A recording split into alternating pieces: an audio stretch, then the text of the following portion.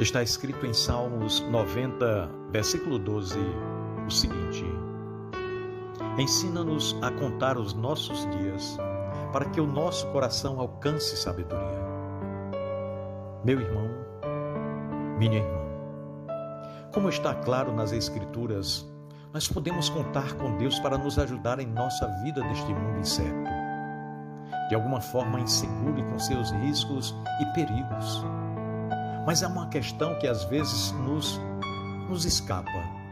O que Deus pode fazer por nós não substitui aquilo que nós mesmos devemos fazer por nós mesmos. Em outras palavras, o problema às vezes não é a falta das bênçãos de Deus, mas a nossa atitude equivocada diante da vida. Nós precisamos pensar sobre isso, pois Deus não assumirá responsabilidade sobre nossas irresponsabilidades. Ele nos quer maduros e saudáveis, e para isso também nós precisamos querer e buscar. Mais uma vez, no processo de sermos abençoados e fortalecidos por Deus, precisamos assumir responsabilidades e fazer aquilo que nos cabe. Nós não podemos orar por saúde e viver de maneira irresponsável com o nosso corpo. Nós não podemos pedir que Deus nos abençoe num exame escolar e não nos preparar para ele. Nós não podemos pedir que Deus abençoe nosso casamento e não nos esforçar para sermos cônjuges melhores. O problema de nossa vida jamais será causado por algo que Deus tenha deixado de fazer. Ele sempre faz o que deve. O problema de nossa vida pode ter a ver com o fato de não fazermos o que devemos fazer. Há outros fatores que podem ser a causa, mas não devemos perder de vista que precisamos ter cuidado com os problemas que nós criamos. Por isso, neste salmo em que Deus é enaltecido como nosso refúgio, nele também há um pedido que aponta para a nossa responsabilidade. O salmista pede ajuda para aprender com a vida e viver com sabedoria. Que oração necessária nesses nossos dias, não é verdade? Parece que estamos vivendo tempos em que perdemos a capacidade de perceber a própria insensatez.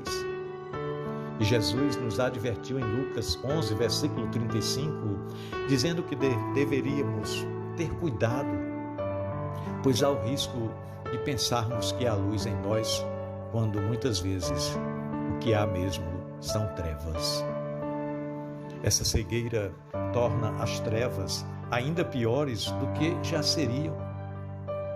Viver não é simples e torna-se ainda mais complicado e difícil quando somos cegos para nossas infantilidades e obtusidades. Como precisamos pesar mais as nossas escolhas e ações? Como precisamos pensar melhor sobre o que pensamos? Como precisamos crescer na compreensão da vida que está à nossa volta e melhor considerar os nossos caminhos, atitudes e posturas? Nós precisamos seguir aprendendo a viver e Deus pode e quer nos ajudar, mas que vivamos com sabedoria. Mas queremos mesmo aprender? Queremos mudar e ser transformados? Eis a questão.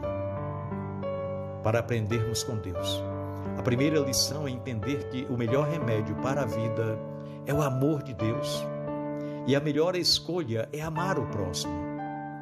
Todas as demais lições dependerão dessa. Se dizemos que temos comunhão com Deus e nossa vida não revela amor e sabedoria, a verdade é que nos falta comunhão com Deus. O que temos é tão somente de experiência religiosa. Ainda que zelosos e dedicados, não estaremos vivendo como cristãos. O ano de 2021 está apenas começando.